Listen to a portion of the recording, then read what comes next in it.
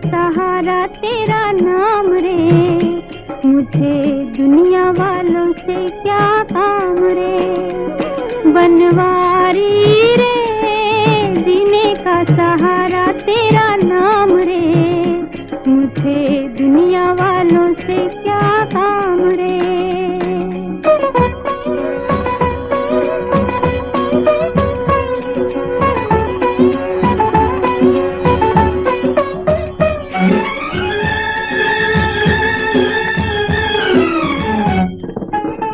झूठी दुनिया, झूठे बंधन, झूठी है ये माया।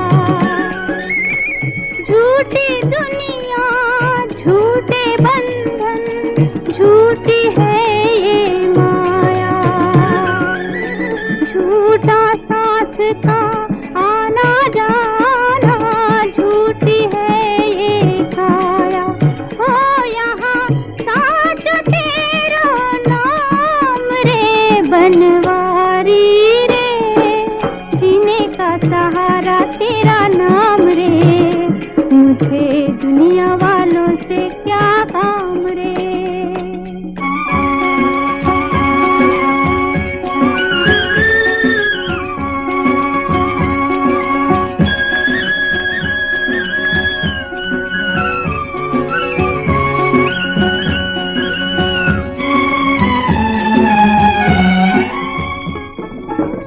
रंग में तेरे रंग गई गिरधर, छोड़ दिया जग सारा।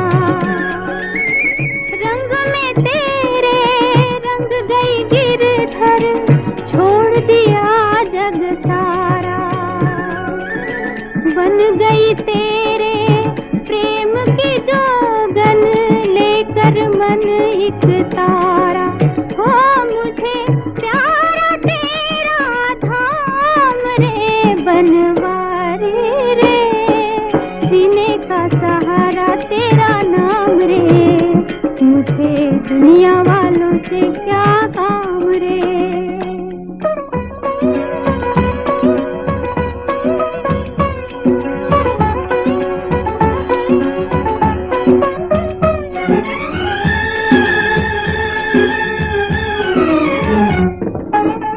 दर्शन तेरा जिस दिन पाऊं, हर चिंता मिट जाए। दर्शन तेरा जिस दिन पाऊं, हर चिंता मिट जाए। जीवन मेरा इन चरणों में आस की ज्योत जलाए। हो मेरी बाह पकड़ लो शाम रे, बनवारी रे, जीने का सहारा तेरा नाम रे, मुझे दुनिया वालों से क्या काम रे। ओम शांति 24/10/2023 प्रातः मुरली। ओम शांति। बाप दादा मधुबन। बाबा आज कह रहे हैं, मीठे बच्चे, तुम्हें बड़ा विचित्र उस्ताद मिला है। तुम उसकी श्रीमत पर चलो तो डबल सिरताज देवता बन जाएंगे। मीठे बच्चे, तुम्हें बड़ा विचित्र उस्ताद मिला है। तुम उसकी श्रीमत पर चलो तो डबल सिरताज देवता बन जाएंगे। प्रश्न, पढ़ाई में कभी भी थकावट न आए उसका सहज पुरुषार्थ क्या है? उत्तर, पढ़ाई के बीच में जो कभी निंदा स्तुति मान अपमान होता है उसमें स्थिति समान रहे, उसे खेल समझो तो कभी थकावट नहीं होगी। सबसे जास्ती निंदा तो श्री कृष्ण की हुई है। कितने कलंक लगाए हैं, फिर ऐसे श्री कृष्ण को पूछते भी है, तो ये गाली मिलना कोई नई बात नहीं है। इसलिए पढ़ाई में थकना नहीं है। जब तक बाप पढ़ा रहे हैं पढ़ते रहना है। गीत बनवारी रे, जीने का सहारा तेरा नाम। ओम शांति। यह किसने कहा, किसने फरमाया और किसको? यह तो तुम बच्चे ही जानते हो, जिनको ही गोप गोपियाँ कहा जाता है। तो उन्होंने अपने बाप गोपी बल्लभ को याद किया। ऐसा बाप सिवाय परमपिता परमात्मा के कोई हो नहीं सकता। तो याद उनको करते हैं जो होकर जाते हैं, उनका फिर बाद में गायन होता है। मिसाल जैसे क्राइस्ट आया, क्रिश्चियन धर्म स्थापन करके कहाँ चला नहीं गया, उनको पालना तो ज़रूर करनी है, पुनर्जन्म में आना है, परंतु जो धर्म स्थापन करके गए हैं उनका वर्ष वर्ष बर्थडे मनाते हैं, भक्ति मार्ग में उनको याद किया जाता है।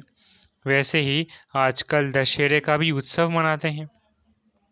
मनाना होता है तो ज़रूर शुभ ही होगा। कोई अच्छा करके जाते हैं तो उनका उत्सव मनाया जाता है। दीपमाला का भी उत्सव मनाया जाता है। श्री कृष्ण जयंती मनाई जाती है। जो होकर जाते हैं उनका फिर उत्सव मनाते हैं। अब भारतवासियों को तो ये पता है नहीं कि ये राखी उत्सव आदि क्यों मनाते हैं, क्या हुआ था। क्राइस्ट बुद्ध आदि को जानते हैं कि ये धर्म स्थापन करने आए थे। इस समय सभी आसुरी संप्रदाय है, तुम हो ईश्वरीय संप्रदाय।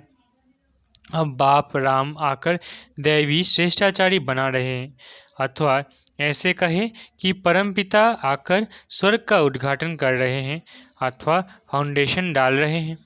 ओपनिंग सेरेमनी भी कह सकते हैं। भारत में श्रेष्ठाचारी महाराजा महारानी होकर गए हैं। सतयुगी देवी देवताएं डबल सिरताज थे। पवित्रता का ताज भी था और रत्नजड़ित ताज भी था।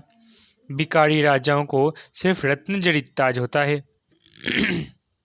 डबल ताज वालों की सिंगल ताज वाले पूजा करते थे। परंतु कब हो गए, कैसे राज्य पाया, ये किसको पता नहीं है।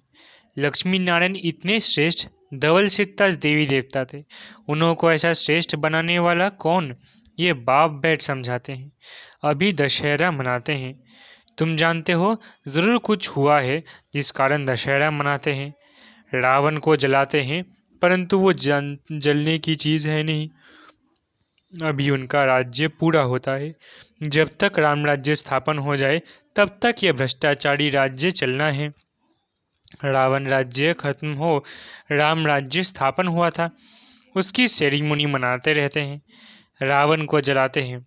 इससे सिद्ध करते हैं बरोबर भ्रष्टाचारी आसुरी राज्य है। भ्रष्टाचार की भी ग्रेड्स रहती है। भ्रष्टाचार द्वापर से शुरू होता है। पहले 2 कला भ्रष्टाचार रहता है, फिर 4 कला भ्रष्टाचार, फिर 8 कला, 10 कला, बढ़ते बढ़ते 16 कला भ्रष्टाचार हो गया है। अभी फिर 16 कला भ्रष्टाचार को बदलाए 16 कला श्रेष्ठाचारी बनाने एक बाप का ही काम है। बाप समझाते हैं इस समय है रावण राज्य, राम राज्य श्रेष्ठ था।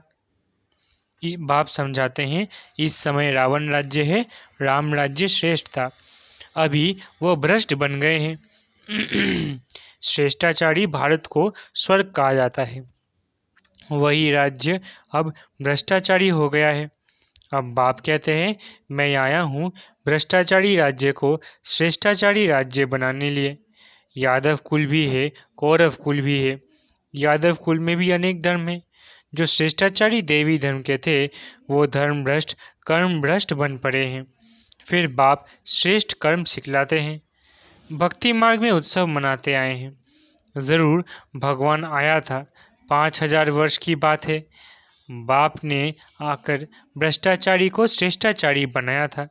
सारी दुनिया को श्रेष्ठाचारी बनाना बाप का ही काम है।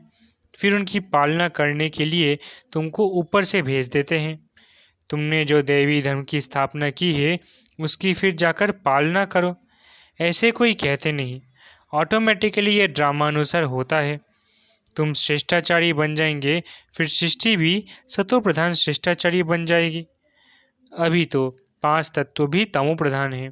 कितनी उथल पाथल होती रहती है, मनुष्य कितने दुखी होते हैं, करोड़ों का नुकसान हो जाता है। सत्युग में ये कोई भी उपद्रव नहीं होते। उपद्रव होते हैं नरक में। उपद्रव भी पहले 2 कला वाले थे, अभी 16 कला वाले बन गए हैं। ये सब डिटेल में समझाने की बातें हैं और है बहुत सहज, परंतु समझते नहीं, न समझा सकते हैं। तो ये रावण को जलाना द्वापर से शुरू होता है। ऐसे थोड़ी ही कहेंगे 5,000 वर्ष हुए।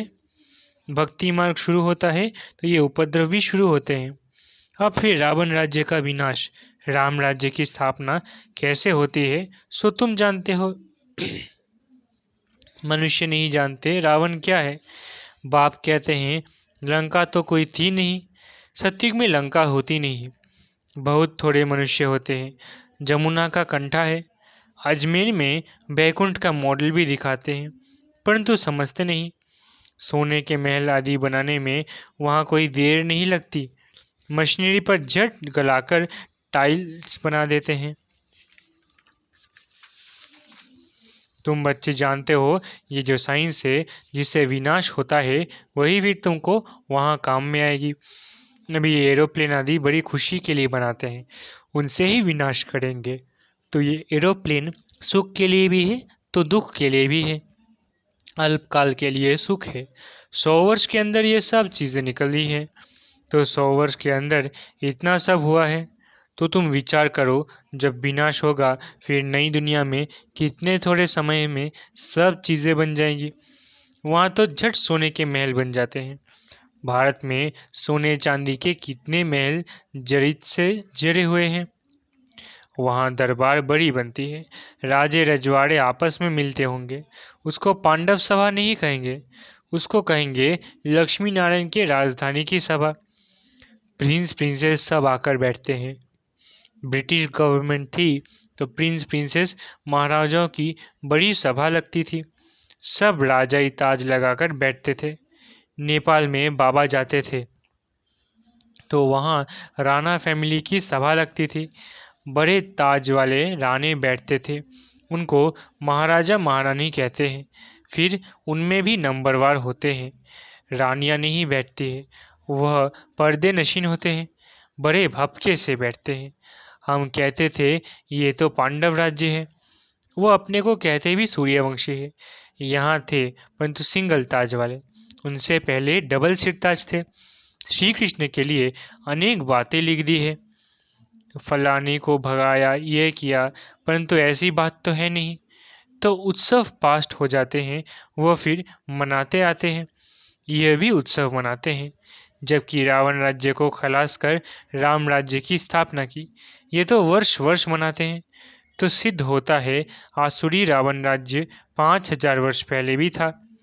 बाप आया था, आकर रावण राज्य का विनाश कराया था।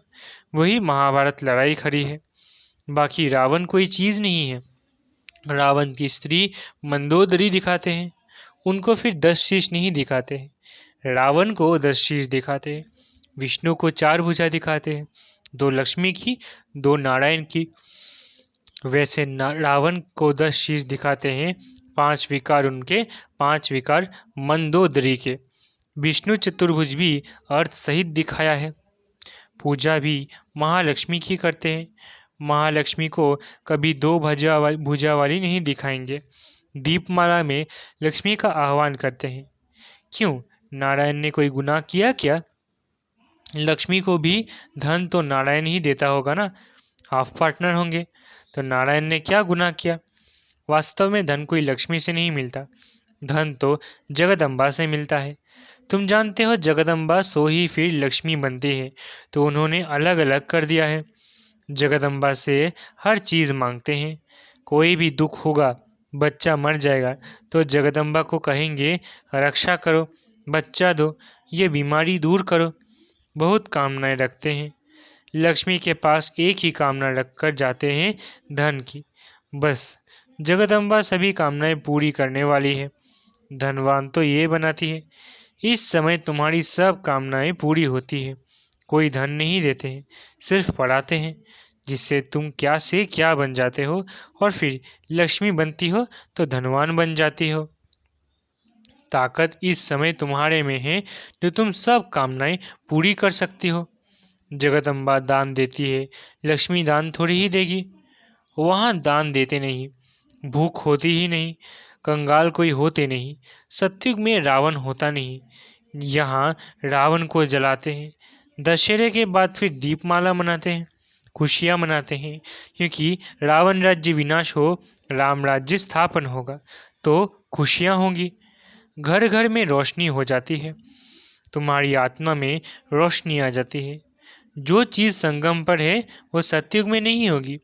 तुम त्रिकालदर्शी हो, वहाँ तो तुम प्रारब्ध भोगते हो। ये नॉलेज सारी भूल जाते हो। संगम पर है ही स्थापना और विनाश। स्थापना हो गई फिर बस। इन सब उत्सवों आदि का तुमको ही ज्ञान है। अज्ञानी मनुष्य तो कुछ भी नहीं समझते, बड़े बखेरे बना देते हैं, है कुछ भी नहीं। तुम प्रैक्टिकल में देख रहे हो, सत्युग में ये बातें नहीं होती है। नारद की बात शास्त्र में है। तुमसे भी पूछा जाता है, तुम कहते हो बाबा हम लक्ष्मी को बढ़ेंगे अथवा नारायण को बढ़ेंगे। तो बाप कहते हैं अपने में देखो कोई विकार तो नहीं है। अगर क्रोध आदि होगा तो कैसे वर सकेंगे। हाँ, अभी संपूर्ण तो कोई बने नहीं है, परंतु बनना है, इन भूतों को भगाना है, तभी इतनी मर्तबा पा सकेंगे। उस्ताद भी बड़ा विचित्र मिला है। बाप तो सर्वगुण संपन्न, ज्ञान का सागर, आनंद का सागर है, तो जो आकर बच्चे बनते हैं उनको भी सर्वगुण संपन्न डबल सिरताज देवता बनाते हैं। बरोबर तुम बन रहे हो। देवताओं को दोनों ताज रहते हैं। तुम आए हो बाप से वर्षा लेने। वर्षा लेना है, पढ़ना है। पॉइंट्स तो बहुत निकलती रहती है। अगर पढ़ेंगे नहीं तो औरों को कैसे समझा सकेंगे। ड्रामा हूबहू रिपीट हो रहा है। ये नॉलेज अभी तुम समझते हो, फिर ये गुम हो जाएगी। ये जो लंका आदि दिखाते हैं वो भी है नहीं। रावण का जन्म कब हुआ? लिखा हुआ है द्वापर से देवताएं वाम मार्ग में जाते हैं तो विकारी बनना शुरू होते हैं। भक्ति भी पहले अव्यभिचारी थी, फिर व्यभिचारी बन जाती है। अभी तो मनुष्य अपनी पूजा कराने लग पड़े हैं। बाप कहते हैं मैं आता ही हूँ भ्रष्टाचारी दुनिया का विनाश और श्रेष्ठाचारी दुनिया की स्थापना करने। ज़रूर पहले स्थापना करेंगे फिर विनाश करेंगे। ये हमारा पार्ट कल्प कल्प का है। भ्रष्टाचारी से श्रेष्ठाचारी बनाने में टाइम लगता है। जब तक बाप बैठ पढ़ा रहे हैं, पढ़ना है। कल पहले जिन्होंने जितना पढ़ा है वही पढ़ेंगे। बहुत बच्चे चलते चलते कहते हैं बस हम चल नहीं सकेंगे। अरे स्तुति निंदा मान अपमान ये तो सब होगा, तुम पढ़ाई को क्यों छोड़ते हो। सबसे जास्ती निंदा तो श्री कृष्ण की हुई है, कितने कलंक लगाए हैं। फिर ऐसे श्री कृष्ण को पूछते क्यों हैं। वास्तव में गाली अभी इनको ब्रह्मा को मिलती है। सारे सिंध में निंदा हुई, फिर कर तो कुछ भी नहीं सके। ये भी सब खेल है, नई बात नहीं। कल पहले भी गाली खाई थी, नदी पार की थी। तुम सिंध से निकल इस पार चले आए ना। श्री कृष्ण तो नहीं थे, ये दादा आता जाता था। तुम जानते हो अभी हम राज्य पाते हैं फिर गवाते हैं, ये भी खेल है। अच्छा, मीठे मीठे सिकिलधे बच्चों प्रति माता पिता बाप दादा का याद प्यार और गुड मॉर्निंग। रूहानी बाप की रूहानी बच्चों को नमस्ते। हम रूहानी बच्चों की रूहानी माता पिता बाप दादा को याद प्यार, गुड मॉर्निंग और नमस्ते नमस्ते नमस्ते। शुक्रिया बाबा। धारणा के लिए मुख्य सार। पहला, सर्व की मनोकामनाएं पूर्ण करने वाली कामधेनु जगदम्बा बनना है, दान देते रहना है। दूसरा, स्तुति निंदा में स्थिति समान रखनी है। ये सब होते पढ़ाई नहीं छोड़नी है, इसे खेल समझ पार करना है। वरदान, अपने शक्ति स्वरूप द्वारा अलौकिकता का अनुभव कराने वाले ज्वाला रूप भव। वरदान, अपने शक्ति स्वरूप द्वारा अलौकिकता का अनुभव कराने वाले ज्वाला रूप भव। अभी तक बाप क्षमा की आकर्षण है। बाप का कर्तव्य चल रहा है, बच्चों का कर्तव्य गुप्त है। लेकिन जब आप अपने शक्ति स्वरूप में स्थित होंगे तो संपर्क में आने वाली आत्माएं अलौकिकता का अनुभव करेंगी। अच्छा अच्छा कहने वालों को अच्छा बनने की प्रेरणा तब मिलेगी जब संगठित रूप में आप ज्वाला स्वरूप लाइट हाउस बनेंगे। मास्टर सर्वशक्तिमान की स्टेज पर आ जाए तो सभी आपके आगे परवाने समान चक्र लगाने लग जाएं। स्लोगन, अपनी कर्मेंद्रियों को योग अग्नि में तपाने वाले ही संपूर्ण पावन बनते हैं। स्लोगन: अपने कर्मेंद्रियों को योग अग्नि में तपाने वाले ही संपूर्ण पावन बनते हैं। अच्छा, ओम शांति। शुक्रिया बाबा।